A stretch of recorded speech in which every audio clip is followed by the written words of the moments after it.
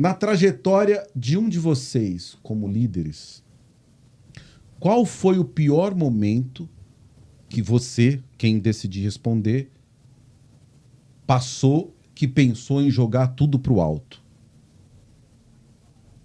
Quem pega a bola? Eu não tive. Eu pego. Opa, tá contigo. A primeira demissão que eu tive que fazer. Você demitindo uma pessoa. Isso. Isso não acaba.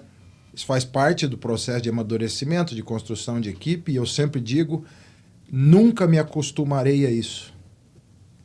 Mas a primeira foi o que me disse que eu nunca ia me acostumar com aquilo.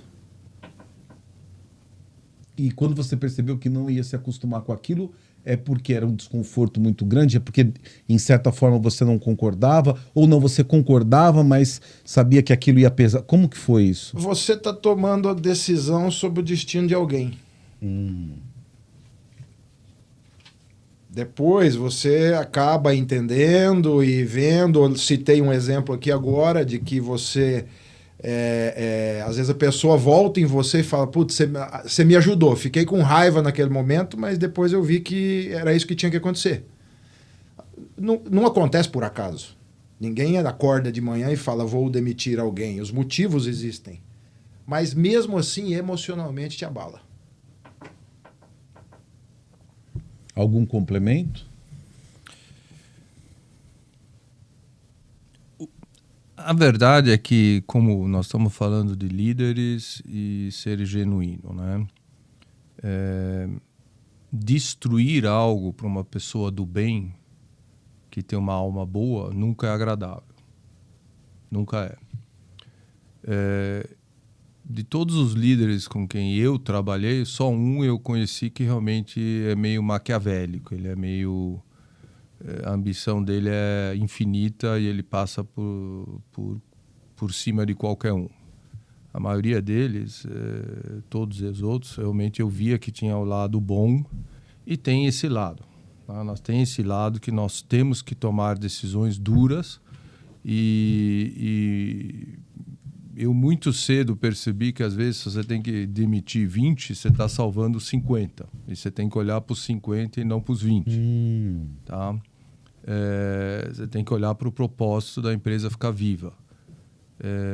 Eu brinco, até teve um dia que eu conversei numa empresa com o CEO, falei, olha, o capital de giro é fundamental, tem que olhar o capital de giro. Ele falou assim, olha, mas eu não vou olhar a caixa não é eu que olho. Eu falei, olha, isso aqui nem batimento cardíaco, cara, você tem que ficar esperto. E Se liga. E todo mundo tem. Então, de novo, eu acho, tá, que essa tua pergunta, ela entra muito do lado do coração e da razão. Nós não estamos no lugar de liderança por causa do coração. Nós não estamos. Mas nas avaliações, ou quando a gente discute, pelo menos eu com os meus líderes também, eu quero ver o coração em conflito com a razão. E quando esse está em conflito, ele vai encontrar um balanço. Se ele está só trabalhando com a razão, não vai dar. Se ele trabalhar só com o coração, vai ser um caos. Então, esse conflito é um conflito que faz parte do nosso dia a dia. Claro que a gente aprende, a gente se torna, palavra chique, experiente, a gente se torna maduro, mas, do outro lado, o nosso coração não é mais afletado por certas coisas como no começo da carreira. Mas não tem como fugir do fato que nós temos que tomar decisões duras. Não tem como fugir. A questão é se a gente enxerga nessas decisões duras. Por exemplo, eu trabalhei numa empresa que seguia aquela regra antiga do Jack Welch, que você tinha que mandar 10% embora todo ano.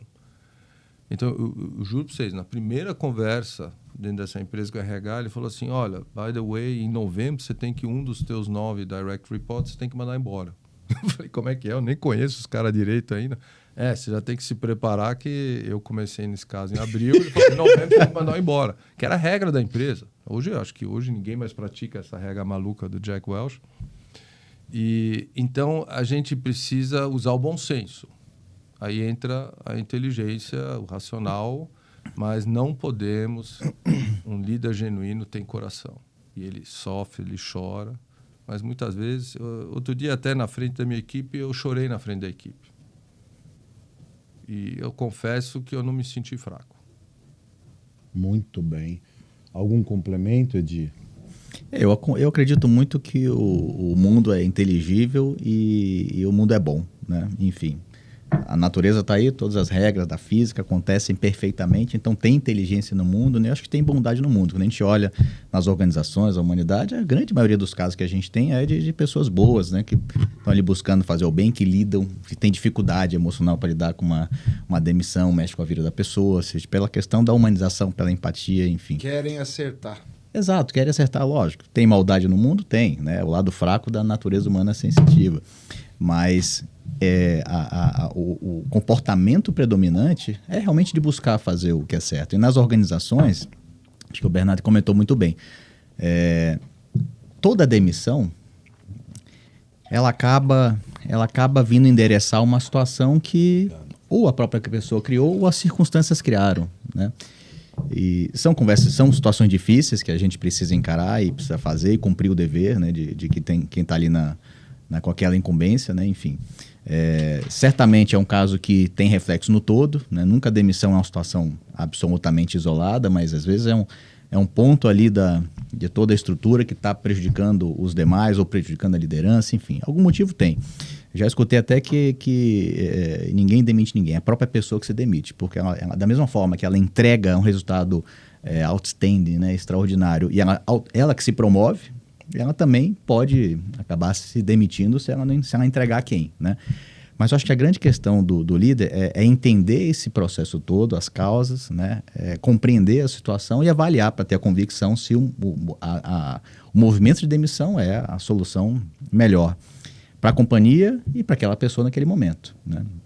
Mexe sim com a vida das pessoas, eu acho que o que o Bernard comentou, né? É sempre um conflito entre coração e cérebro, né? Ou seja, eu vi uma frase muito bacana uma vez, né? Que comigo lidar com a razão, para os outros buscar também a emoção, né? E o equilíbrio acaba chegando disso. Mas eu penso que no fim do dia, finalizando aqui com a mensagem positiva, cada um é dono do seu próprio destino, né? No final das contas, a gente tem passagens e contribuições sobre a vida das pessoas, até numa situação de demissão, mas no fim do dia cada um ali do seu próprio destino e até as situações difíceis, né, ou de sofrimento, oriundas de uma situação de demissão, são também positivas no sentido de que trazem transformação pessoal positiva para cada um, né? Dor e sofrimento muitas vezes na vida são úteis, às vezes é um ciclo de aprendizado que aquela pessoa precisa passar naquele momento, né? E que talvez seja decorrente de comportamentos e atitudes anteriores que levaram àquela situação.